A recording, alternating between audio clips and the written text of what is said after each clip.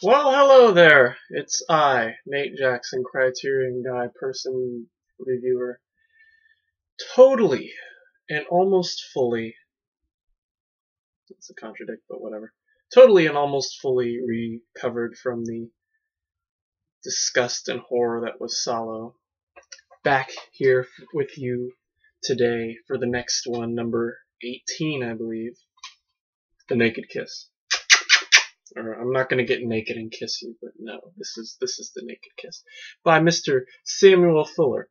Quite possibly one of the most American directors I've ever seen. Quite possibly the most American director you'll ever meet. God, I mean, just watching those interviews with him in the supplements, it's just he talks, thinks, and acts like an American. It's just scary.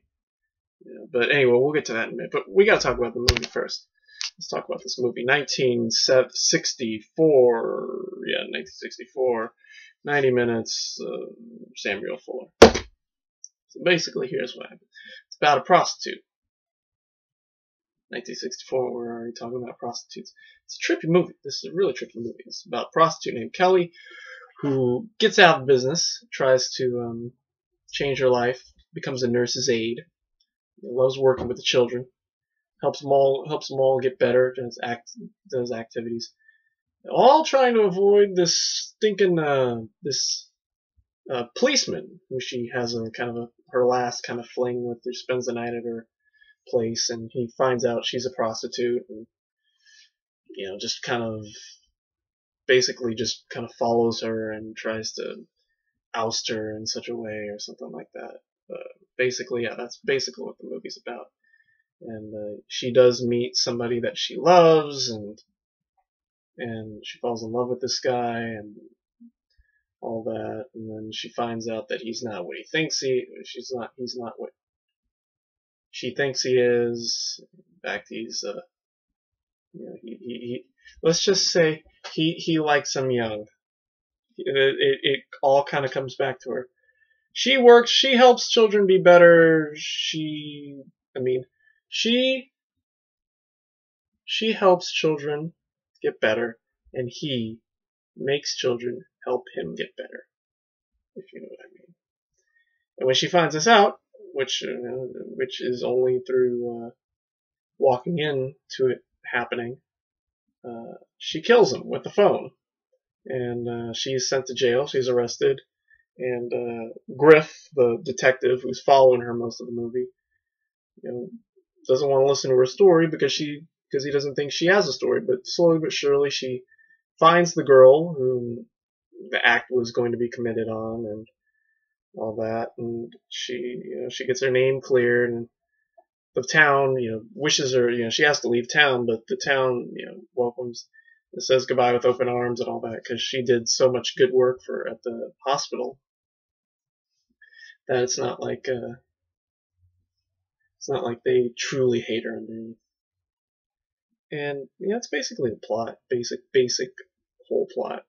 And there's a hooker house where she shoves this money into this nurse's aide, and one of the fellow nurse's aides, I guess, wanted to be a hooker, and ends up turning into working at that place, and she gets money for doing something, and she takes the money and shoves it into the woman's mouth, and it's a trip. But yeah, let's talk more about Samuel Fuller, because this is a movie it's where the plot, characters, and direction all go hand in hand. Like, a lot of it is just, the opening scene, everybody's talking about the opening scene. I didn't see much in it. It sets up a lot, the fact that she's bald, and you don't wonder why she's bald and all that, and it definitely screams what's going on. But then again, if you watch the interviews with Samuel Fuller, he explains that he likes movies like that. He would rather do a movie where you're in the action. In fact, I think somewhere he says that he would rather do a scene instead of doing one of those scenes where it's like, would you like tea or sugar? Would you like coffee? where it's just really dialogue driven and it's just very monotonous and in the moment and just like in one specific little thing. He'd much rather have, I think he compares it to like a guy with a machine gun shooting up kids in a hospital. He'd much rather want that than just all this little dialogue or something like that. But yeah, basically it's really about Fuller. Fuller is a director who wants to keep showing things. He doesn't keep the camera too steady on one shot. He likes, he likes showing different emotions. He likes showing emotions. He likes showing different aspects of the scene, like when the girl is going to be one thing that I grabbed me was the really short. It's like a second shot of the smile of this young girl who hugs Grant, the husband, the to-be husband, to-be girl toucher, girl and boy toucher. And they hug, and it cuts to her smiling face because when she finds out she's going to be a flower girl at the wedding, that never happens. Yeah, it's just moments like that, and just all the shots of the kid when they do the little song. It's really tripping. And sometimes when they cut to the girls who don't sing, or just children who don't sing, and it's all in his direction, and he's got a really interesting way of directing. And listening to, there's an interview here with Constance, what's her name? Constance Powers, who plays Kelly, the main prostitute. Constance Powers, yeah. And she talks about how he would try to direct her by whispering to her, as they went.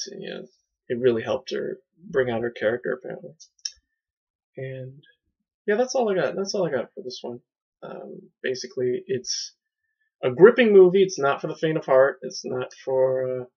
It's one of those movies that I really got into because it was moving forward. This is 1964. I personally really liked movies that came out in like 1969, 1970, 1971. Husbands. There's just a lot of movies that came out in that early 70s that really pushed the envelope, that were like transitional, like Dirty Harry. It's another one that I feel is another one that I can think of. And I know there are a lot more out there that would fit this category. There were good transitional movies between the two decades. And Naked Kiss is like a precursor. Like fits right in 1964, fits right in this little niche. It was the perfect time for Samuel Fuller to make this movie, and he nailed it. He made it at the perfect time, and he nailed the whole thing. Was pretty much perfect. So yeah, that's all I got. So grade A. I'll make it an A. It's a good movie. It's a good movie. It deserves probably a couple of films to get all the lines, to get all the details. So I'd recommend watching this maybe two or three times. Not in a row. You'd be broken if you watch this 2 or 3 times in a row. But there you go. All right, supplements. Now you notice they actually put the Link Plus sticker on the back for one, so you can see Kelly's bald. Oh my god! And then she's thing. So you actually see the cover, which means I'll have a nice little screenshot when this is over. But I'll have to pull out the thing. Oh, look at that! That's the gatefold. Let's see. New restored high definition digital transglobal. New video interview with star Constance Towers by film historian and filmmaker Charles Dennis. That was basically a snob talking to this cool actress. He probably works for the Criterion collection because he's white as hell and he knows all his movies. Oh my god, it was so cool. There's a silent film actress. Oh my god, there's Virginia Gray. Her father was a Keystone Cop. Oh my god. Come on, your ass wasn't even born then.